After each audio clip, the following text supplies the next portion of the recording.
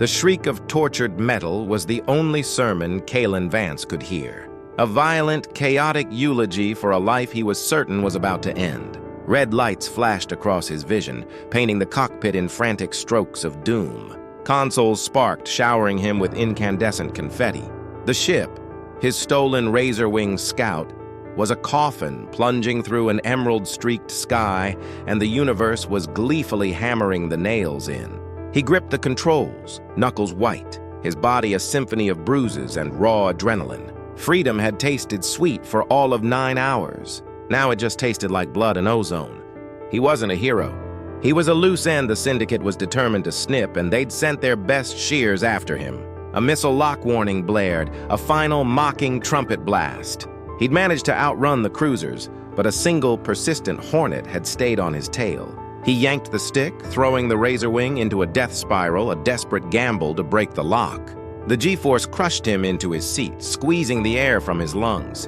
Through the fractured canopy, he saw it, a world of impossible green, a vast, unbroken ocean of jungle canopy. He'd been aiming for the uncharted sectors, a place to vanish. He hadn't counted on a welcoming party. The impact was not a crash. It was a cessation of existence. A brutal, instantaneous punctuation mark at the end of a very short sentence. Metal screamed, glass exploded, and the green world rushed up to swallow him whole. Then silence. A profound, ringing silence that was somehow louder than the chaos it replaced. Darkness followed, thick and suffocating. Kaelen drifted back to consciousness on a slow tide of pain. His head throbbed in rhythm with a dull, distant drumming. He blinked, but his vision was a blurry smear of emerald and sapphire. The air was thick, heavy with the scent of damp earth, unknown blossoms, and something else. Something electric and alive. He tried to move, and a chorus of agony sang through his ribs. A groan escaped his lips, a pathetic sound in the overwhelming stillness of the alien forest. He was pinned, the Razorwing's control console crushed against his chest. Smoke, or maybe it was steam, billowed from the wreckage. Through a jagged tear in the fuselage, he saw colossal trees with bark that pulsed with a soft internal light. The jungle floor was a tapestry of phosphorescent fungi and bizarre, oversized flora that seemed to watch him with silent, vegetative intelligence. He was alive. He wasn't sure if that was a good thing. A shadow fell over him, eclipsing the dim light. Kaelen's training screamed, his hand instinctively reaching for the sidearm that was no longer there. He forced his eyes to focus, to push through the haze of pain. A figure stood over him, silhouetted against the glowing foliage. It was humanoid, but the proportions were wrong. Taller, leaner. And as his vision swam into clarity, he realized the figure wasn't wearing a green suit. Its skin was the color of new spring leaves, dappled with patterns like sunlight through a canopy. The face that looked down at him was a masterpiece of impossible symmetry, with high cheekbones, a delicate jaw, and eyes. Gods, those eyes! They were liquid emeralds, swirling with an intelligence so deep it felt ancient. The being was female, her form defined by clothing that looked less like it was woven and more like it was grown, a mosaic of iridescent leaves, living vines, and glowing moss that hugged curves that were both alien and undeniably alluring. She tilted her head, her long dark hair, braided with glowing flowers, spilling over one shoulder. A soft melodic sound, a curious hum, emanated from her. "You are broken," she said. Her voice wasn't just heard. It was felt, a gentle vibration in the air, in the very marrow of his bones. It was laced with an accent he couldn't place, ancient and yet perfectly clear. Kaelen managed a weak, raspy chuckle which turned into a grimace of pain. "You should see the other guy," he coughed. A ghost of a smile touched her full green lips. "The other guy is a tree. I assure you it is fine." She knelt beside the wreckage, moving with a fluid grace that was utterly captivating. Her fingers, long and elegant, hovered over the twisted metal pinning him. They glowed with a faint silvery light. "This world does not suffer intrusions gladly. It breaks what falls from the sky." Her emerald eyes met his. "Why have you fallen?" He gave her what he hoped was a charming, roguish smirk, though it probably looked more like a pained snarl. "Poor navigation. I was aiming for the beach resort one nebula over." Do you validate parking? The woman's smile widened slightly, revealing teeth that were just a little too sharp. You are full of strange noises. Are all your kind so loud? Only the charming ones, he rasped, his own bravado sounding thin even to him. Name's Kaelen. And you are? I am Lyra, she said, her glowing fingers finally touching the metal. A strange resonance hummed through the wreckage. The pressure on his chest lessened. And you are bleeding on my ancestral soil, Kaelen of the strange noises. We should probably do something about that. Lyra's home was not built, but coaxed into existence. It was a dwelling carved within the heart of one of the colossal, bioluminescent trees, a living cathedral of glowing wood and woven vines. The air inside was warm and smelled of cinnamon and rain. Light filtered through translucent membranes that served as windows, casting shifting organic patterns on the floor. It was a place of profound peace, a stark contrast to the sterile metallic corridors of Kaelen's life. He lay on a bed of soft, springy moss that seemed to conform perfectly to his aching body. Lyra had worked on him with a focus that was both unnerving and fascinating. She hadn't used medkits or laser sutures. She had applied poultices made from crushed, glowing plants and sung a low, resonant chant that made his skin tingle and his bones ache in a way that felt like healing. The pain was receding, replaced by a deep, weary exhaustion. Your body is a chaotic thing, Lyra commented, grinding some purple-hued roots in a stone bowl. Full of repaired breaks and synthetic scarring, you have been broken many times before. Kaelen watched her through heavy-lidded eyes. The way she moved was mesmerizing, a dance of purpose and grace. Comes with the job, he said. What job is that? Falling out of the sky professionally? He chuckled, a genuine sound this time. Something like that. I acquire things for people, sensitive things. Let's just say my last employer and I had a difference of opinion regarding my retirement plan. Lyra paused, her emerald eyes fixing on him. You stole from them. It wasn't a question. They stole my life first. I just took a little piece of it back, he said, his hand subconsciously moving to a hidden pouch on his suit. Inside was the data core, the reason he was being hunted, the Syndicate's darkest secrets, all packed onto a chip the size of his thumbnail. Lyra brought the bowl over, a pungent, earthy smell wafting from it. On Veridia, she began, her voice soft, when one takes something, a balance is disturbed. It must always be restored. What did they take from you that was worth this? She gestured around at his battered state and the memory of the burning ship. My conscience, Kaelen admitted, the word tasting strange in his mouth. They took it apart piece by piece until I didn't recognize the man in the mirror. The data core, it's my attempt to buy him back. He was surprised at his own honesty. Usually, his past was a fortress, its walls built high with sarcasm and deflection. But here, in this strange, glowing tree home, with this impossible green woman, the walls felt porous. Lyra studied his face, her gaze seeming to penetrate deeper than his skin. A conscience is not a thing to be bought. It is a thing to be earned. Rest.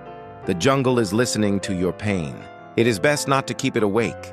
As he drifted off to sleep, Kaelen's last conscious thought was that for a fugitive running for his life on a hostile alien world, he felt for the first time in a decade terrifyingly safe. The next few days passed in a fever dream of healing and discovery. Kaelen learned that Veridia was a world that was, in a very real sense, alive. The great trees were connected by a vast root system, a neural network that Lyra and her people could communicate with. The hypnotic pollen he'd heard about in vague xenobiology reports was real, a defense mechanism of a flower that Lyra could coax into bloom with a song. She was a xenobotanist, a shaman, a warrior, and a woman of profound grace, all rolled into one impossibly beautiful package. He, in turn, became her curiosity. She asked about Earth, about his ship, about the concept of a corporation that acted like a predatory government. You build your homes from dead things, she said one evening, looking at the image of a city skyline he'd projected from his wrist comp.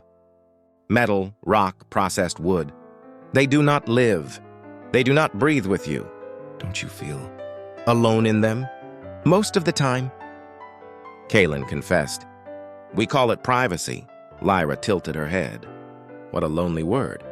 Their conversations were a constant dance. He would try to flirt, falling back on old habits, the charming rogue persona that had served him so well. You know, on my world, a beautiful woman saving a handsome stranger's life is usually the prelude to something we call a date, he said, wiggling his eyebrows. Lyra would just look at him with those ancient, knowing eyes. A date. Is this a ritual of exchange? You offer trivial flattery and I am expected to… What? Be impressed by your lack of sincerity?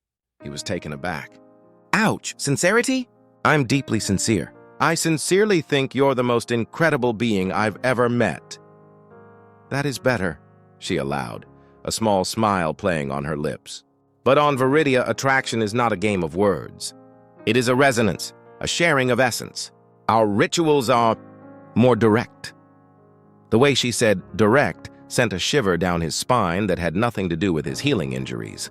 He found himself wanting to impress her, not with his bravado, but with his competence. He helped her repair a damaged irrigation conduit made of living vine, using his engineering skills to find a solution that surprised her.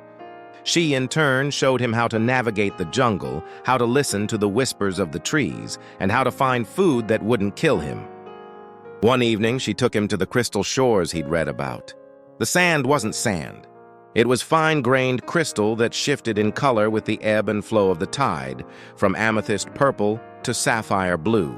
The waves of the inland sea glowed with bioluminescent plankton. This is… wow, he breathed, the sight genuinely stealing his words. This is where we come to see the memories of the planet, Lyra said softly. She scooped up a handful of the crystals. They glowed in her palm. The crystals record everything. The birth of a star, the fall of a leaf, the echo of a thought. Can I try? He asked. She guided his hand into the water and then into the crystals. As he lifted them, a faint light pulsed within, and for a fleeting second he saw it. Not a memory, but an impression. A feeling of deep time, of immense, slow, planetary consciousness. He looked at Lyra, her face illuminated by the glow of the twin moons and the shimmering crystals. The roguish mask fell away completely. Thank you, he said, his voice quiet, for all of this. She stepped closer, the space between them suddenly charged with the same energy he felt from the planet. You are not as loud as you pretend to be, Kaelen of the strange noises. He felt an irresistible pull, a gravity stronger than any planet's. He leaned in, his gaze fixed on her lips. Is this direct enough for you? He murmured. Her eyes fluttered shut as their lips met. It wasn't like any kiss he had ever known. It was a jolt, a shock of connection that seemed to bypass his skin and go straight to his soul. He could taste the sweet nectar of the fruits she ate, feel the deep, steady rhythm of the living world she was a part of. It was overwhelming, intoxicating, and terrifying. When they broke apart, they were both breathless. Resonance, she whispered, her forehead resting against his. I feel your chaos, your pain. And I feel your peace, he replied, his voice thick with emotion. I think I could get used to that. Their moment of tranquility was shattered by a piercing shriek from the jungle. It wasn't an animal. It was a proximity alert, triggered from a sensor he'd salvaged from the razor wing and placed at the perimeter of the village. Lyra's eyes snapped open, her peaceful expression instantly replaced by a warrior's focus. Someone is here, she said. Kaelen's blood ran cold. He knew, with dreadful certainty, who it was. The Syndicate, he growled. They found me. Panic was a luxury Kaelen couldn't afford. He grabbed Lyra's hand, his mind already calculating trajectories and kill zones. We need to run, now. They're not here to talk. This is my home, Lyra said, her voice a low, dangerous hum. We do not run. You haven't seen what they can do, he urged, pulling her towards the dense foliage. They'll burn this entire forest to the ground just to get to me. You and your people can't fight them. From the direction of the village came the unmistakable, terrifying sound of pulse rifle fire and the splintering of living wood. A cold fury rose in Lyra's eyes. They are hurting the great trees, and they'll hurt you too. Please, Lyra, you saved my life. Let me save yours. He saw the conflict in her face, the warrior's pride warring with the protector's wisdom. She gave a sharp nod. "The old pathways. The ones that are not on any map. Follow me, and try to be quiet. Your feet are as loud as your mouth." They moved through the jungle like ghosts, Lyra leading him through tunnels of tangled roots and across woven vine bridges that spanned chasms filled with glowing mist. The sounds of battle faded behind them, replaced by the symphony of the Veridian night. Kaelen's mind was a maelstrom. Guilt gnawed at him. He had brought this destruction to her peaceful world. "Where are we going?" he whispered, as they paused in the shadow of a gargantuan mushroom-like plant. "There is a place," she said, her breathing even despite their pace. "A communications array from the old ones, the ones who came before. It is ancient, but the great trees have kept it alive. It is powerful, more powerful than anything your Syndicate has." A sliver of hope cut through his despair. The data core was useless if he couldn't transmit it. "Can we send a message? A secure one?" "It can send a message across the galaxy in the space of a single heartbeat," she replied. "But waking it up will be a beacon. They will know exactly where we are." "It's a chance I have to take," he said grimly. "This has to end. Here, tonight." Their journey took them high into the mountains that ringed the forest valley. The air grew thin and cold. The array was nestled in a caldera, a colossal, petrified husk of organic technology, its surface covered in moss and sleeping crystals. It looked like the skeleton of some Leviathan god. As Kaelen got to work trying to interface his wrist comp with the alien technology, Lyra stood guard, her body taut, her senses extended into the surrounding environment. The array was dormant, but not dead. Kaelen could feel a low thrum of power beneath his fingers. The interface was intuitive, almost biological. It wasn't about code. It was about intent. He focused on his goal, to send the data core to the one person in the galaxy he still trusted, a crusading journalist named Eris Thorn. He visualized the path, the encryption, the destination.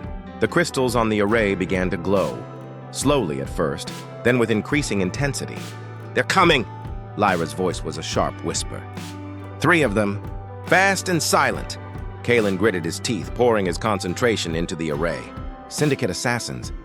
The best of the best. Buy me 2 minutes." "I will buy you what time I can," she said. She pressed her hand against the stony ground of the caldera, closed her eyes, and began to hum. It was the same resonant frequency she'd used to heal him, but this time it was not gentle. It was demanding.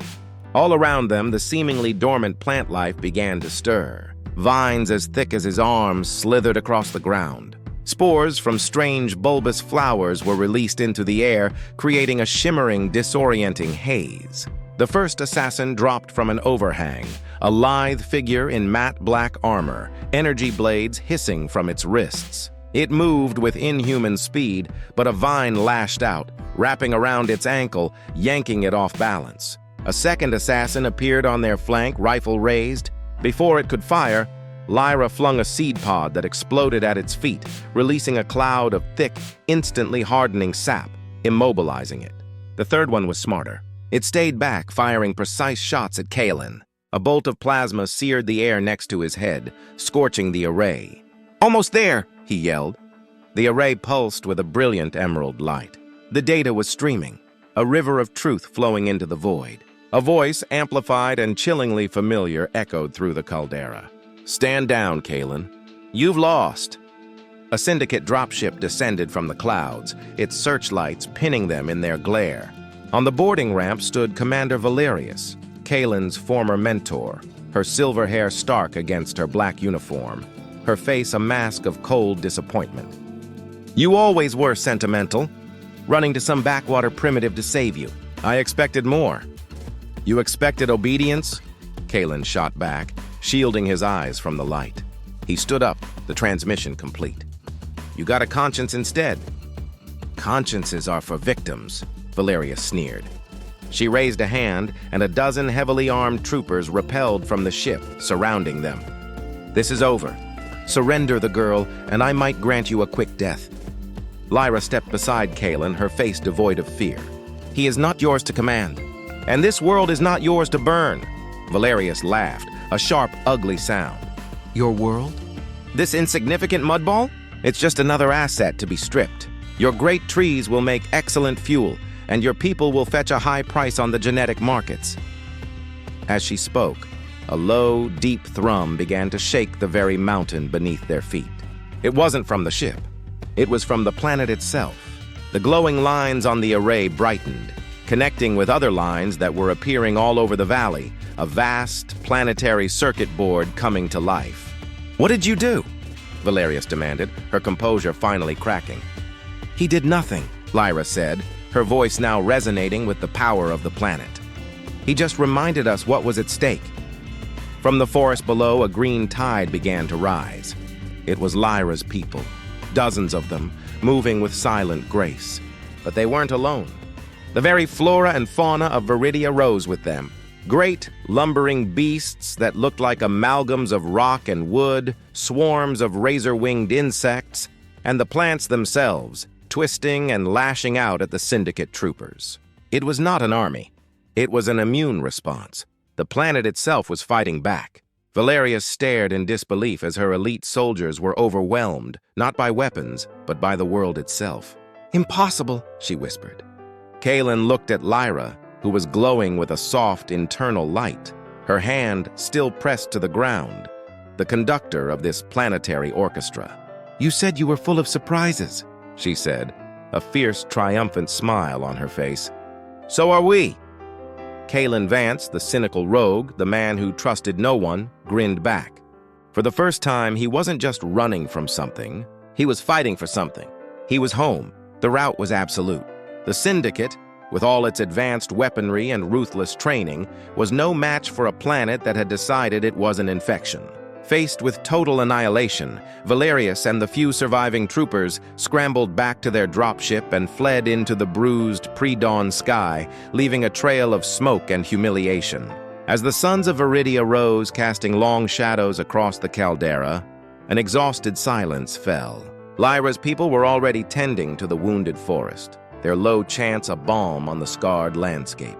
Kaelen found Lyra standing at the edge of the mountain, looking out over her world. The light of the array had faded, its purpose served. "The message is out," he said softly, coming to stand beside her. "Aris Thorn will have it by now. The Syndicate's reign of terror is about to have a very bad day. Your world is safe from them." Lyra did not look at him. Her gaze was fixed on the horizon. "They left a wound, not just on the trees, but on our trust. The sky is no longer just the sky. It is a place from which monsters can fall." A familiar guilt twisted in his gut. "I'm sorry, Lyra. I never wanted to bring my ghosts to your home." She finally turned to him, her emerald eyes searching his. "You did not bring them. They followed you, but you also brought a warning. You brought a reason to fight. The balance was disturbed, and now it is being restored." He knew what he should do. He should find a way off this planet, disappear again before his past could endanger anyone else. It was the smart play. It was the lone wolf's way.